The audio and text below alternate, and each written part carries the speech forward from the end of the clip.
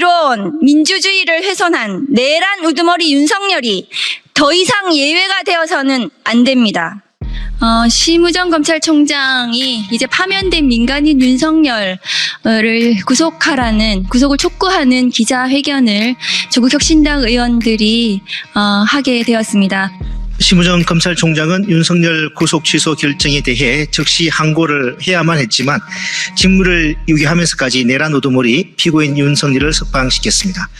김성훈 경호차장이 비상계엄 수사가 본격화되자 대통령실 비화폰 서버 관리자에게 연락해 윤석열 대통령의 지시라며 여인형 방첩사령관 등의 통화 기록을 지우라 등의 진술을 확보하면서 증거인멸 시도 정황이 뚜렷함에도 불구하고 김성훈 경호차장과 이광호 경호본부장에 대한 구속영장을 수차례 기각하기도 했습니다.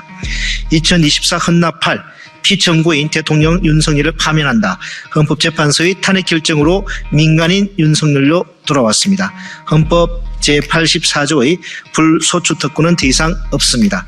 검찰은 민간인 윤석열을 즉시 재구속해야 하지 않겠습니까?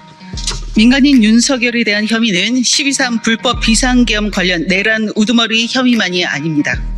12.3 불법 비상계엄과 관련한 직권남용 혐의, 명태균 게이트와 관련하여 윤석열과 김건희가 2022년 국회의원 재보궐선거와 22대 국회의원 선거 등에서 국민의힘 공천 개입 등 공직선거법 위반 혐의, 20대 대선 때 공식 대선 캠프에 강남구 신사동과 서초구 양재동 등 두 곳 이상에서 비밀 대선 캠프를 운영해 무상으로 사무실을 대여받은 것과 명태균을 통해 무상 여론조사를 받았다는 정치자금법과 공직선거법 위반 혐의, 대통령 경호처를 동원해 체포영장 집행을 방해한 특수공무 집행 방해 혐의, 기타 민간인 윤석열의 범죄 혐의는 차고 넘칩니다.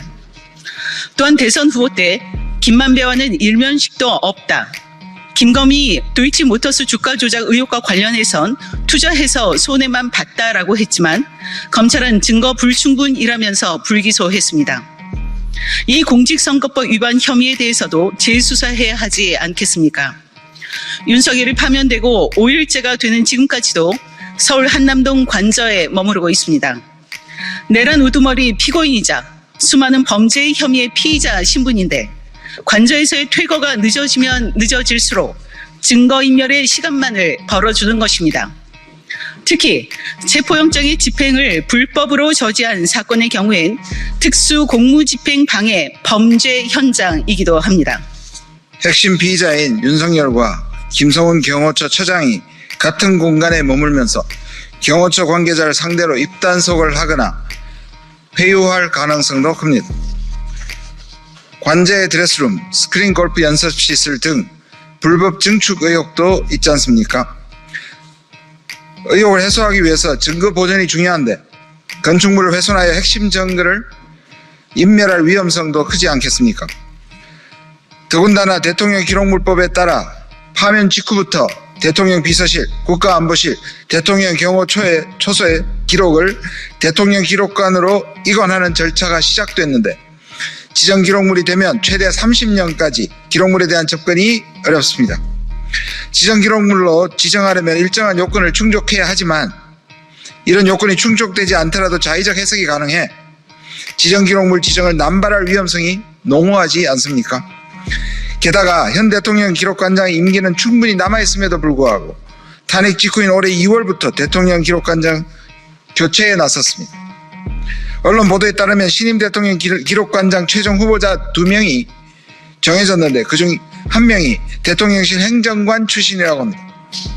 그리고 그 임명권은 한덕수 권한대행에 있습니다.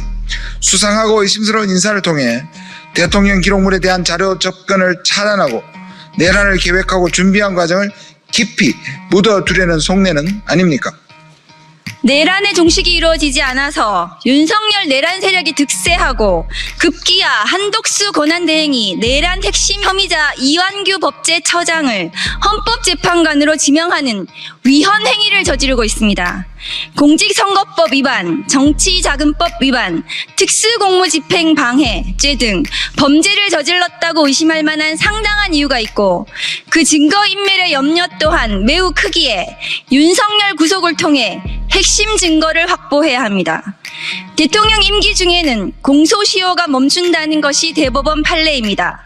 공직선거법 위반 공소시효는 6개월이지만 취임식 직후부터 시효가 멈춘 상황이므로 아직 4개월 정도 남아 있습니다. 이것이 바로 신속한 수사와 정확한 증거 확보가 필요한 이유입니다. 공직선거법 위반으로 판사가 벌금 100만 원 이상을 선고한다면 대통령 당선 무효라는 초유의 사태가 발생할 것이고 국민의힘은 국가가 보전해준 대선 선거비용 397억 원을 반납해야 할 것입니다. 피땀 흘려 이뤄온 민주주의를 훼손한 내란 우두머리 윤석열이 더 이상 예외가 되어서는 안 됩니다. 내란 우두머리 윤석열과 내란 세력에 대한 엄중한 처벌만이 사회적 혼란과 갈등을 해결하고 민생 파탄을 끝내는 유일한 방법입니다.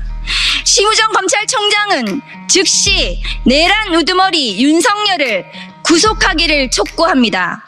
2025년 4월 8일 조국혁신당 국회의원 김준형, 박은정, 차규근, 백선희, 일동